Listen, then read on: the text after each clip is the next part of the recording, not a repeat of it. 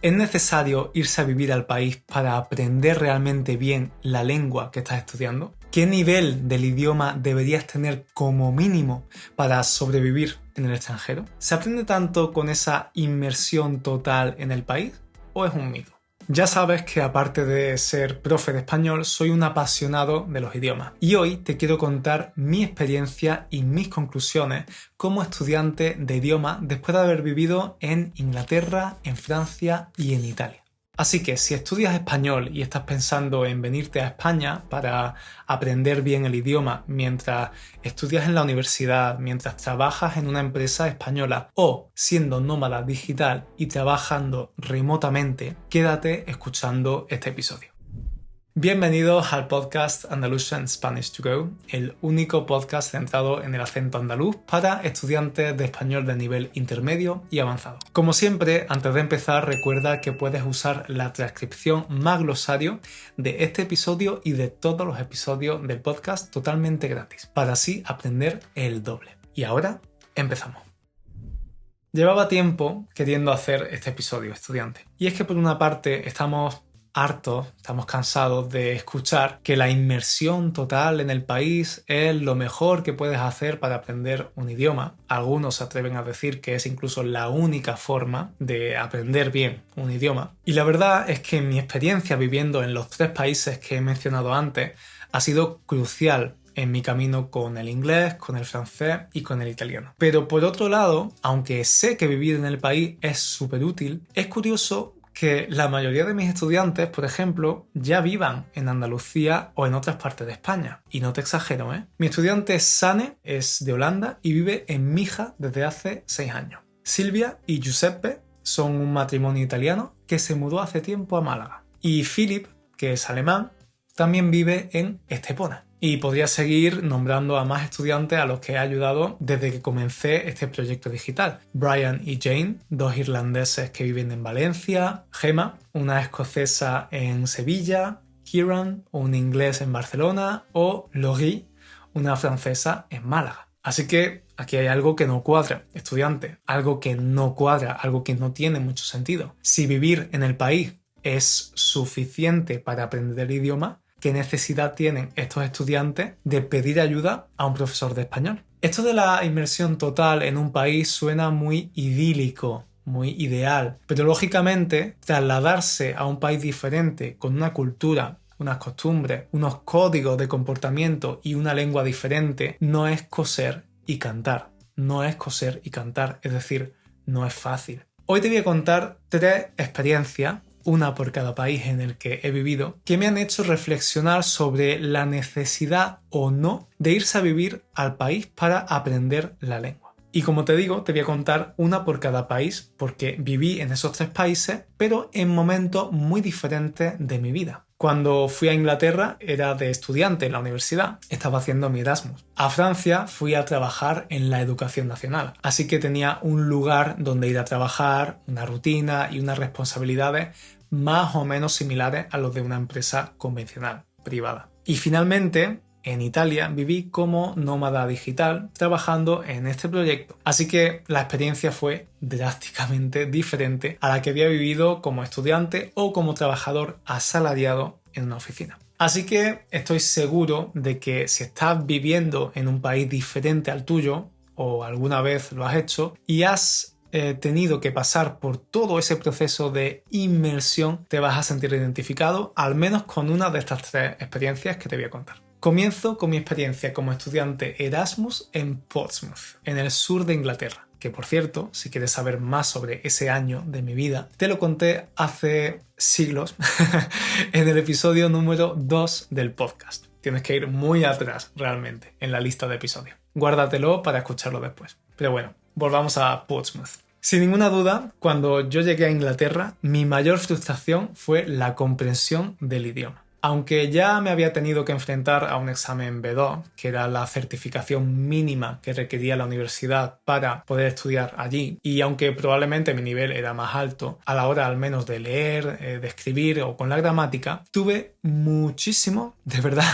problemas para comprender a la gente, especialmente a la gente más joven, pero no solo. Y de hecho, como solemos decir coloquialmente en España, Fue llegar y topar. Fue llegar y topar. Es decir, me bastó con llegar al país para topar, para sufrir el primer choque, para chocarme. Ese primer choque lo protagonizó Mr. Freeman, mi casero. Un señor mayor del sur de Inglaterra, a quien me costó horrores comprender mientras me explicaba todo lo necesario, todo lo relacionado con la casa en la que yo iba a vivir ese año. En los oídos del Antonio de 2015, ese hombre no hablaba inglés. Eso tenía que ser otra lengua fijo.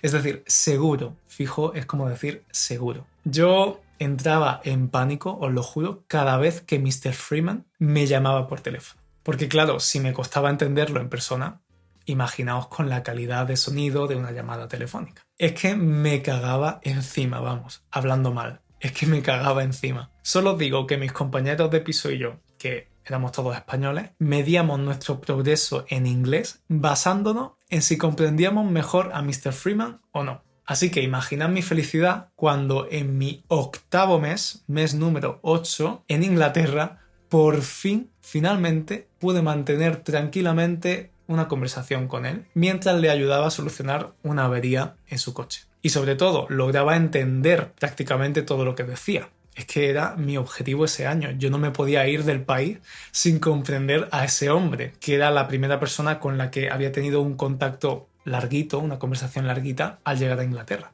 Pero lógicamente Mr. Freeman no fue el único con el que me costaba comprender el idioma. En Inglaterra conocí a gente de todo Reino Unido. Mi compañera de clase Anna, por ejemplo, que venía de Londres y que tenía un acento cockney como Adele, igualito. The thing is, I was in her dressing room and I was like, there was only a little curtain separating us while she was having her makeup done, and I started like going, I don't think I can do this, I don't think I can do this, and she would have heard it all. Mi amigo Josh, que venía de Newcastle, en el norte del país, o Kate, que honestamente no sé de qué parte venía del Reino Unido, pero es que era tremendo. Yo creo que esa chica se pensaba que yo era tonto porque es que no conseguía comprenderla. Y encima, como no la comprendía, me ponía nervioso y me salía un inglés de pena con ella, un inglés de pena, es decir, terrible, de verdad. Katie, no era tonto, de verdad. Si me estás escuchando, no era tonto, es que no te entendía. En fin, estudiante, que cuando te mudas a un país extranjero, cualquier preparación es poca, incluso cuando hablas el idioma a un buen nivel, como yo hacía. Aún así, estás condenado,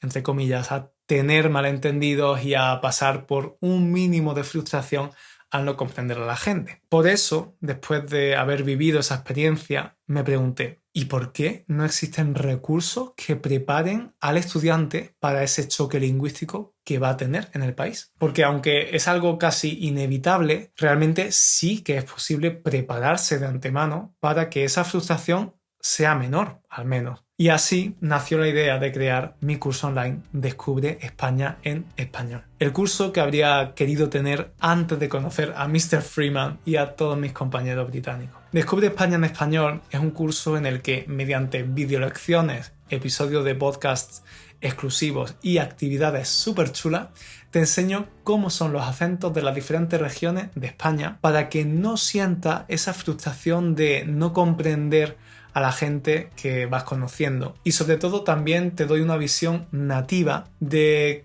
un español de cada lugar con información no estereotipada, sino realmente útil y curiosa, para que cuando estés allí en España no te sientas como el eterno guiri, como yo suelo decir, el eterno guiri. Quiero enseñarte esas referencias culturales que tus amigos utilizarán para hacer broma o esas expresiones y palabras regionales con las que la gente bromea, pero que te hacen sentirte un poco perdido a ti, que no conoces todas esas referencias. En fin, si quieres vivir un viaje virtual por España y sus acentos y sobre todo prepararte antes de venir a España, este curso es para ti, estudiante. Te dejo el enlace en la nota del episodio o también en la descripción del vídeo si estás viéndome desde YouTube.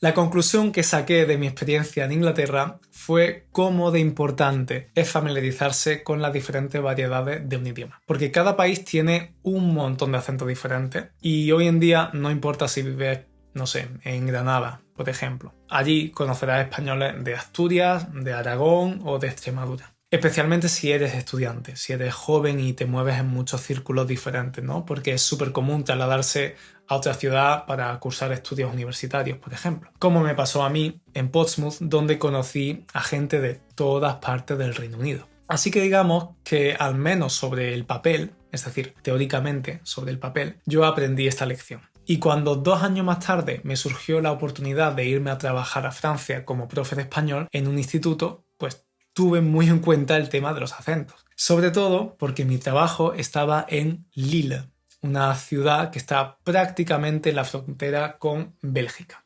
Como dicen los franceses, estaba en Le Nord, o algo así que hacen, ¿no? El Nord de la France, es decir, el norte de Francia, interferencia, de Francia. Y esta región es conocida precisamente por su fuerte acento. De hecho, Camille, mi colega de trabajo, me decía que la gente del norte de Francia es como los andaluces en España, en el sentido de que tienen un acento fuerte y una identidad lingüística muy diferente, y también que existen muchísimos clichés y estereotipos sobre las dos regiones. Así que, claro, yo iba ya mentalizadísimo a que iba a volver a pasarme lo mismo que en Inglaterra con Mr. Freeman. Por eso, en cuanto supe mi destino, supe dónde iba a estar mi trabajo, me puse a buscar información y contenidos para conocer un poquito sobre el francés de esa parte de Francia. ¿Y qué pasó? Pues que yo no encontraba prácticamente nada, la verdad. Y en mis más de 8 años de clases de francés, en el instituto, en la universidad,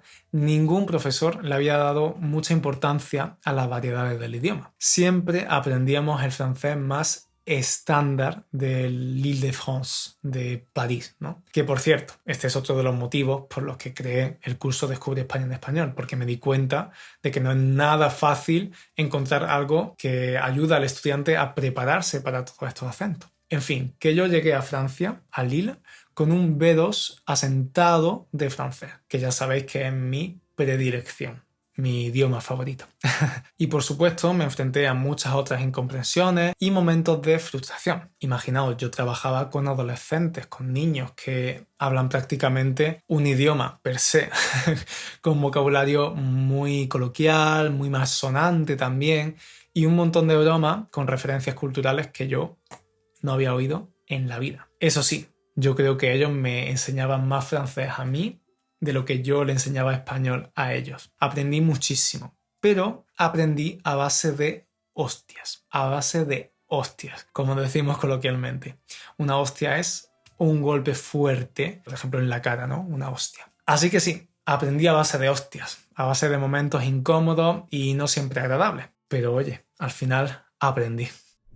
Hola, estudiante. Perdona por interrumpirte la escucha, pero tengo un favor que pedirte que solo te va a tomar un segundito. Si estás disfrutando de este episodio y si el contenido que creo para este podcast te ayuda con tu español, te pido que vayas a la plataforma en la que estás escuchando este episodio y valores el podcast con 5 estrellitas. No cuesta nada, es totalmente gratis y es la mejor forma que tienes para apoyar mi trabajo. Así además será mucho más fácil que otros nuevos estudiantes pues descubran este contenido y yo podré seguir creando nuevos episodios para ti. Venga, tómate un segundito por favor y hazlo que no tardas nada. Y ahora te dejo seguir escuchando el episodio.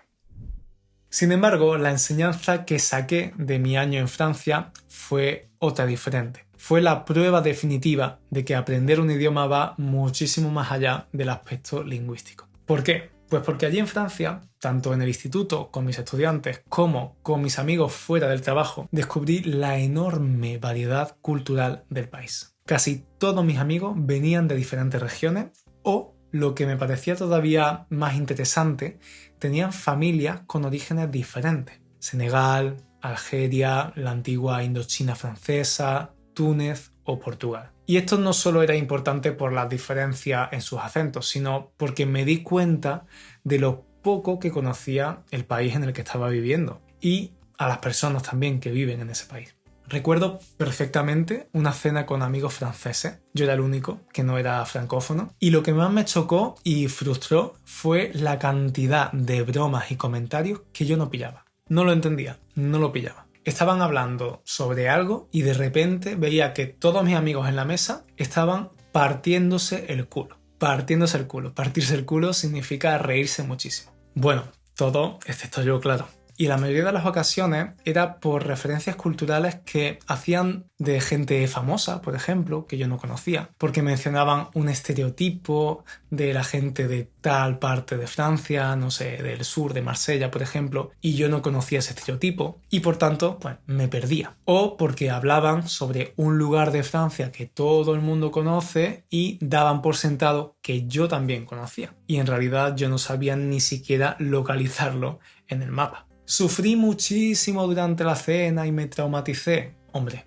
no, tampoco es eso. Pero me habría encantado poder mimetizarme con ellos, porque no me sentía ya un guiri hablando francés. A nivel lingüístico, mi francés era muy bueno, de hecho. Pero sí que seguía sintiendo esa sensación de ser un extraño, alguien que no está en sintonía con el resto, ¿sabes? Y finalmente te quiero hablar de mi última experiencia en el extranjero, en mi queridísima Italia, que no tuvo nada que ver con mis estancias en Inglaterra y en Francia. Pero nada de nada. Fueron la noche y el día. ¿Y por qué? Pues porque en Inglaterra y Francia me fue muy fácil sumergirme en el país y entre la gente. Como estudiante, en Inglaterra fue facilísimo conocer a gente y cada semana pues surgían nuevos planes y actividades que te permitían estar en contacto directo con la gente local o al menos con otras personas, ¿no? Para practicar el idioma. Así que las oportunidades de practicarlo y mejorar pues eran infinitas. En Francia fue un poco similar.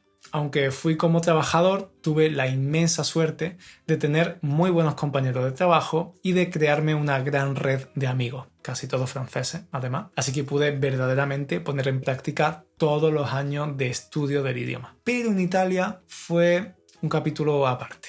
Quería aprovechar que soy mi propio jefe con este proyecto y que puedo trabajar desde casa, sin necesitar más que una buena conexión a internet, para cumplir el sueño de vivir en Italia por un tiempo. Pero claro, yo me fui solo como la una. Solo como la una, como solemos decir, sin conocer absolutamente a nadie en la ciudad donde decidí mudarme, en la bonita Turín o Torino en italiano. Que por cierto, si quieres conocer mi historia con el italiano más en profundidad, puedes escuchar el episodio 68 del podcast, ¿vale? Guárdatelo para después. Pues eso, que en esta ocasión, trabajando desde casa, descubrí que no era nada fácil conocer a gente y practicar el idioma, que era para lo que yo estaba en Italia, ¿no? Descubrí que ese año, si realmente quería vivir una buena experiencia y mejorar mi italiano, pues tendría que buscarme las habichuelas.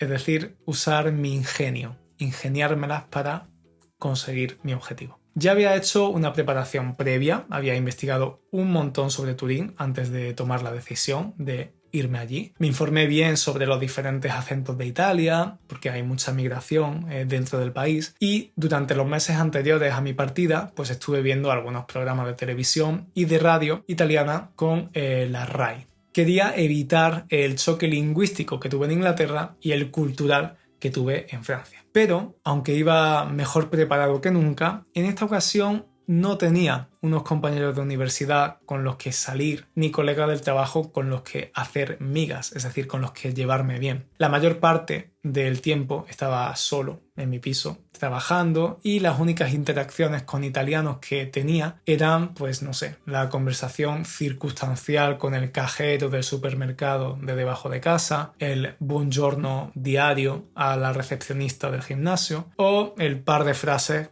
para comprar una entrada a un museo o a un monumento de la ciudad. Si has vivido en un país extranjero, estoy seguro de que has pasado por esta situación. Se idealiza muchísimo el ser nómada digital y suena súper guay, pero la realidad es que no es fácil. Es empezar de cero en un lugar como una persona adulta, con obligaciones y sin tanta facilidad de conocer a las personas, porque lógicamente cada uno tiene su vida, su rutina y sus responsabilidades. Y aunque yo ya intuía que esto iba a ser así, fue realmente durante esas primeras semanas cuando experimenté en mis propias carnes, en primera persona, este mito de la inversión. ¿Estaba en Italia? Sí. ¿Hablaba italiano diariamente y lo practicaba muchísimo? Pues no.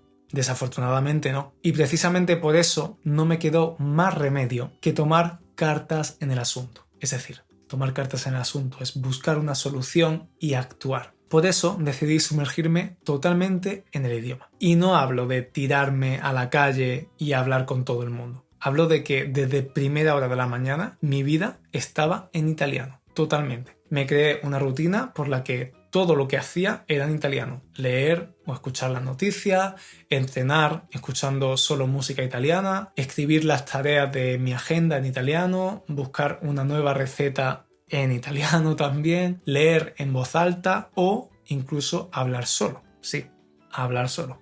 Créeme, que ayuda un montón. Tú pruébalo y ya me cuentas. Y es que, como decimos en español, si Mahoma no va a la montaña irá a Mahoma. Si Mahoma no va a la montaña irá a Mahoma. Es decir, si algo no sale como querías, cambia lo que tengas que cambiar para conseguir el mismo resultado. Y si incluso viviendo en Italia yo no estaba en contacto con el italiano, pues sería yo el que me crearía ese mini universo en italiano. Por supuesto, estudiante, no pasé todo el año solo en una habitación volviéndome loco. Bueno, impazzendo. Aparte de crearme este universo italiano en mi casa, aprovechaba cualquier ocasión para hablar con la gente del gimnasio, por ejemplo. Iba a cafeterías y espacios de coworking para conocer a otras personas e iba a eventos de intercambio de idioma donde conocí a algunos de mis mejores amigos italianos que a su vez me presentaron a más amigos, etc. Incluso llegué a hacer publicaciones en grupos de Facebook del tipo Stranieri a Torino, es decir, extranjeros en Turín y cosas así. Y al final, pues conseguí crear esa red de amistades. Pero en cualquier caso, llegar hasta este punto en un nuevo lugar requiere tiempo y sobre todo una disposición a salir constantemente de tu zona de confort. Olvidarte de la timidez, de los nervios, del miedo a probar cosas nuevas y hacer brillar tu lado más extrovertido. Pero quiero dejar algo muy claro. Si no hubiera adoptado esa rutina que adopté en casa, solo estudiando o consumiendo contenido y practicando por mi cuenta, mi nivel de italiano no sería el que es hoy. Por supuesto que me ayudó vivir en el país y estar en contacto con la gente y el idioma, pero eso es solo un 30% del tiempo que he estado en contacto con el italiano en total. El otro 70% lo tienes que poner tú. Al menos ese fue mi caso. Y por eso creo que esto de la inmersión total sí que es un mito, un poquito. No vas a conseguir mejorar tu español milagrosamente solo por vivir en España. Hay gente que se tira es un sinónimo de se pasa, se tira años viviendo en un país extranjero y no solo no mejora el idioma, sino que empeora. Porque la práctica de un idioma depende enteramente de ti, independientemente de que vivas en el país donde se habla ese idioma o en tu propio país. Y si no me crees, te recomiendo que oigas el episodio 48, donde entrevisto a Laura, una de mis estudiantes, que es italiana y que en muy poco tiempo consiguió un nivel de español increíble sin venir nunca a España. Y además, por eso tengo tantos estudiantes que ya viven aquí, porque se dan cuenta de que no basta con vivir en el país, se dan cuenta de que aún necesitan la ayuda de un profesor o simplemente seguir asimilando el idioma por su cuenta. Así que, conclusión, ¿es necesario vivir en el país para realmente aprender bien un idioma? No, en absoluto. Al menos esa es mi opinión. No es necesario. Ahora bien, ¿es recomendable? ¿Es beneficioso? Obviamente, pero siempre y cuando decidas aprovechar activamente esa experiencia y sacarle todo el jugo posible saliendo constantemente de tu zona de confort, atreviéndote a hablar con gente nueva, practicando el idioma a pesar de tus inseguridades, etc.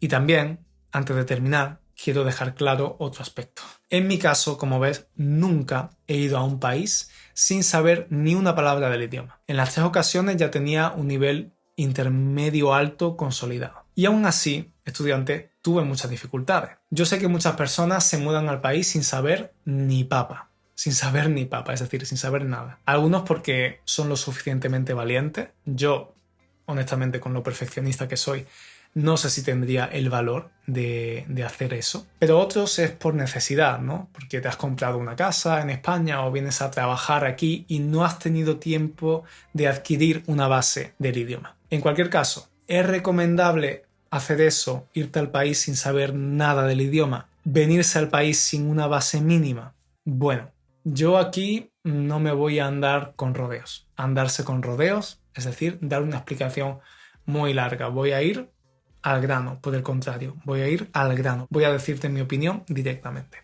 Creo que eso no es una buena opción. No es recomendable, al menos para la mayoría de las personas. Vivir en los 3 países en los que he vivido ha sido algo que me ha aportado mucho a nivel personal, porque me ha enriquecido muchísimo culturalmente, me ha dado una visión del mundo mucho más abierta y tolerante y me ha ayudado a ser más atrevido, ¿no? Me ha regalado amistades y momentos inolvidables. Pero todo eso no habría sido posible si no hubiera hablado ya un mínimo de francés, de inglés o de italiano. Si tu objetivo es relacionarte con la gente local, claro. Si solo quieres juntarte con gente de tu país o internacional y hablar inglés, pues estás en tu derecho, pero entonces creo que este episodio no tiene mucho sentido para ti. En mi opinión, es esencial adquirir esa base, aunque sea mínima, del idioma antes para poder al menos subsistir en el lugar donde vivas y para que puedas tener una experiencia auténtica de expatriado desde el día 1, pese a las dificultades que siempre va a haber. Y esto lo digo también como profesor. A veces me llegan estudiantes que llevan ya meses o incluso años viviendo en España, pero su español es muy macarrónico. Son capaces de comunicarse, pero cometen muchísimos errores que en ocasiones pueden hacer que los nativos no los entiendan. ¿Y por qué? Pues porque han aprendido el español de forma súper caótica, sin estructura, sin nadie que les corrija nunca. Y además también observo que este tipo de estudiante que viene sin nada, sin ningún nivel, es mucho más inseguro que un estudiante que sí ha estudiado el idioma. Por eso sí que recomiendo adquirir esa base. Estoy convencido de que así, aunque tengas que seguir aprendiendo, aprovechará mucho más la experiencia en el país. Espero que este episodio te haya gustado, estudiante, y que hayas aprendido un montón. No olvides darle a me gusta y valorar el podcast con 5 estrellitas para que puedas seguir creando nuevos episodios y ayudándote. Recuerda descargar la transcripción más glosario para aprender el doble con este contenido y nosotros nos vemos en el siguiente episodio. Hasta entonces. Chao.